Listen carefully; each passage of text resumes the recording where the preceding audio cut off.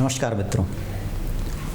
एक अंधे के प्रश्न से शुरू हुई भगवत गीता आगे बढ़ती है और भगवत गीता में दूसरे कैरेक्टर का एंट्री होती है, दूसरे कैरेक्टर की, दुर्योधन। दुर्योधन जरूर अपने पिता की महत्वाकांक्षा की पूर्ति कर रहा था, लेकिन भगवत गीता के शुरू में वो एक इंटेलिजेंट बंदा दिखाई देता है। वो हम उससे देखकर सीखते हैं कि किस तरह हमें लाइफ को मैनेज करना चाहिए, लाइफ में किस तरह आगे बढ़ना चाहिए। हम भगवत गीता के श्लोक लेते हैं, फिर आगे हम देखेंगे कि किस तरह दुर्योधन युद्ध के बीच में किस तरह चीज़ों को मैनेज कर रहा है।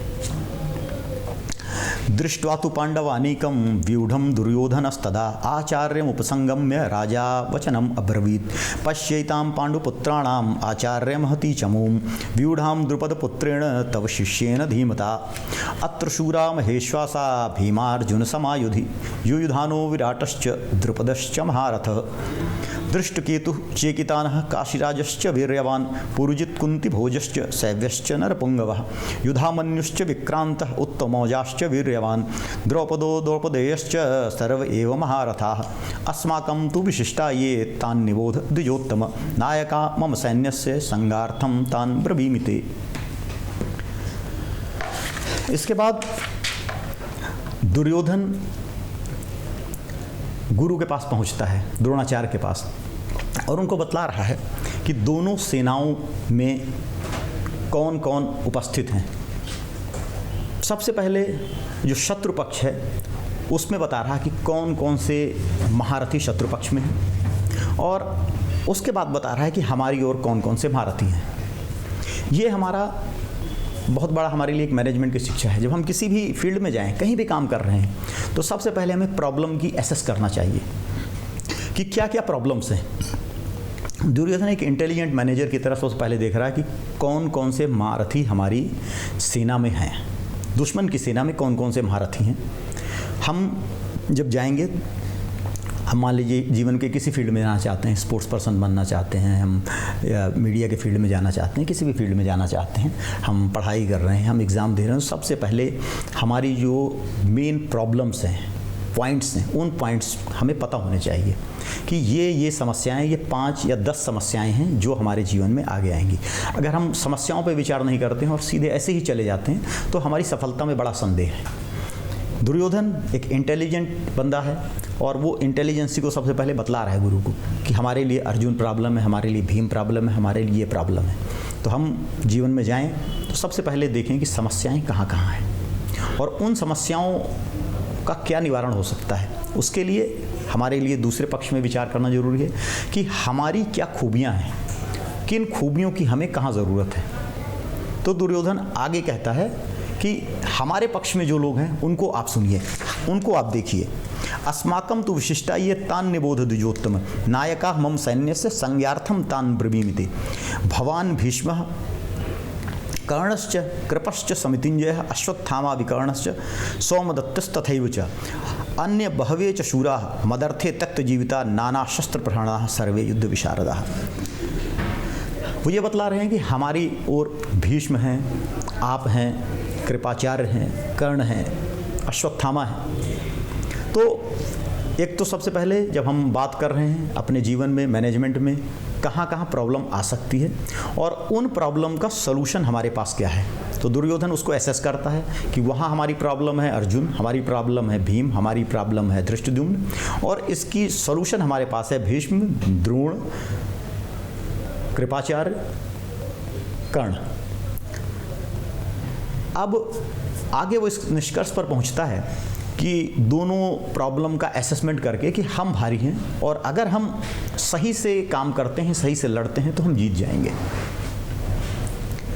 बिल्कुल यही हमारा असेसमेंट होना चाहिए। इसी तरह हमें जीवन में आगे बढ़ना चाहिए कि हम उस फील्ड में जा रहे हैं, उसकी एनालिसिस करें और उस एनालिसिस करने के बाद हम देखें कि हमारे अंदर क्या कमी है और जो कमी है उस कमी को हम पूरा कर लें, तो हम अपने जीवन में आगे सफल हो सकते हैं और आगे बढ़ सकते हैं। दुर्योधन आगे एक श्लोक कहता है, दरअसल क्या था कि अर्जुन और दुर्योधन में क्या अंतर है। एक सफल व्यक्ति, अगर एक व्यक्ति एक योद्धा है, वो सफल होने जा रहा है और एक योद्धा है जो असफल होने जा रहा है। दोनों बहादुर होते हैं, दोनों पराक्रमी होते हैं, तभी वो योद्धा कहलाते हैं, तभी वो लड़ रहे होते हैं। जो भी आज हम अगर देखें, जो दो टीमें इंटरनेशनल खेल रही हैं, गेम क्रिकेट खेल रही हैं, कुछ भी खेल रही हैं, या इंटरनेशनल लेवल पर दो अगर सेनाएं लड़ रही हैं, तो क्षमताएं दोनों में होंगी, इसमें कोई संदेह नहीं है। लेकिन किसकी क्षमताएं, किसके विचारों का मूल्य ज़्यादा है? एक पाश्चात्य दार्शनिक हुआ है हेगल, वो कहता है कि तोपों की गड़गड़ाहट और तलवारों की खनखनाहट के पीछे विचारों का युद्ध होता है। जिसके विचार मजबूत हैं वो जीतेगा। तो विचारों की मजबूती बड़ी ज़रूरी है। जो व्यक्ति अपने लिए काम करता है वो व्यक्ति के लिए ज़रूरी नहीं है कि वो जीते, लेकिन जो धर्म के लिए काम करता है, जो देश के लिए काम करता है, जो समाज के लिए काम करता है, जिसके जीवन का उद्देश्य व्यापक होता है, उसकी जीत ज़्यादा ज़रूरी होती है, उसकी जीत ज़्यादा संभावनात्मक होती है। एक वाकया याद आ रहा है मुझे, जब बाबर और इब्राहिम लोदी का युद्ध हुआ तो इब्राहिम लोदी की ओर के तरफ से हाथियों की बड़ी सेना थी। बाबर के सैनिक उसको देख के डर गए, बाबर भी देख के डर गया। तो इब्राहिम लोदी की ओर से जो सैनिक युद्ध कर रहे थे, जो राजा युद्ध कर रहे थे, इब्राहिम लोदी के सैनिक युद्ध कर रहे थे, वो अपने लिए युद्ध कर रहे थे। बाबर के सैनिक भी उस समय अपने लिए युद्ध कर रहे थे। लेकिन बाबर को ये विचार आया कि अगर हम अपने लिए युद्ध करेंगे तो शायद हार जाएं। व्यक्ति समग्र तभी लगाएगा, अपनी जान भी तभी लगा देगा जब बड़े कॉज के लिए युद्ध किया जाए। बाबर ने अपने सारे शराब की पात्र तोड़ दिए, सारी शराब फेंक दी और उसने ऐलान कर दिया कि यह युद्ध इस्लाम के लिए है।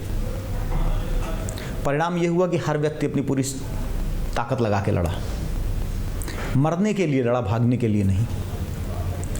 हमारे जीवन भगवत गीता का यही उपदेश है कि अपनी समग्र शक्ति के साथ जुट जाओ।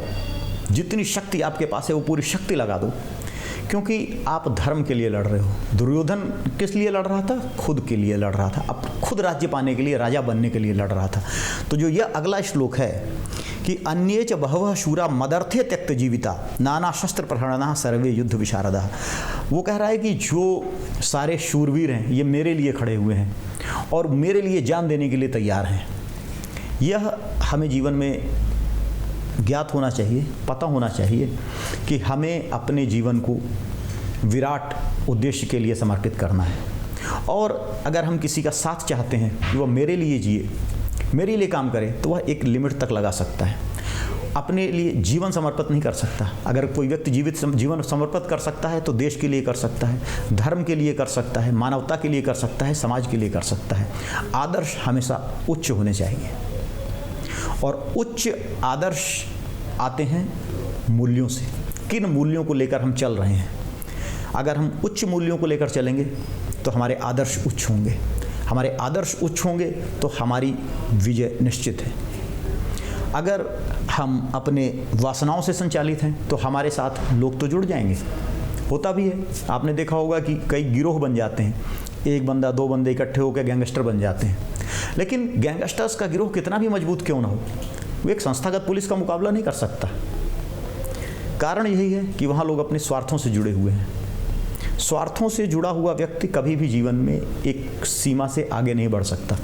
अगर हमें अपने जीवन में सीमा से आगे बढ़ना है, सर्वोच्च बनना है, तो हमें विराट के लिए कार्य करना होगा। जो खिलाड़ी केवल अपने लिए खेलता है वो कभी विश्व विजेता नहीं बन सकता। विश्व विजेता बनने के लिए आवश्यक है वो देश के लिए खेले, वो समाज के लिए खेले, वो धर्म के लिए खेले, वह धर्म के लिए जिए। इसलिए हमें अपने जीवन के उद्देश्य को व्यापक रखना है, अपने जीवन के उद्देश्य को विराट रखना है।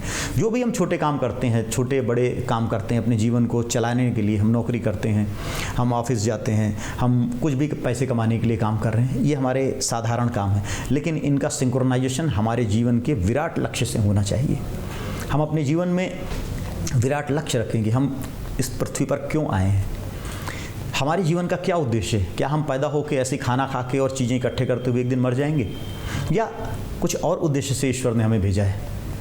और हमारे जो छोटे लक्ष्य हैं उनका सिंक्रोनाइजेशन इस तरह हो कि वो विराट लक्ष्य में जाकर मिल जाए। जिस तरह छोटी छोटी नदियाँ बड़ी नदी में मिल जाती हैं, बहुत सारी जलधाराएँ निकलती हैं, सारी गंगा नदी में मिलकर गंगा हो जाती हैं। इसी तरह हमारे छोटे मोटे जितने भी कर्म चल रहे हैं, अगर वो सारे कर्म विराट लक्ष्य की प्राप्ति के लिए, धर्म के लिए मिल गए तो हमारा उद्धार हो जाता है और हमारा जीवन अर्थमय हो जाता है। तो जीवन को अर्थमय बनाने के लिए भगवद गीता के ये कुछ श्लोक बहुत महत्वपूर्ण हैं। हरि ओम तत्सत।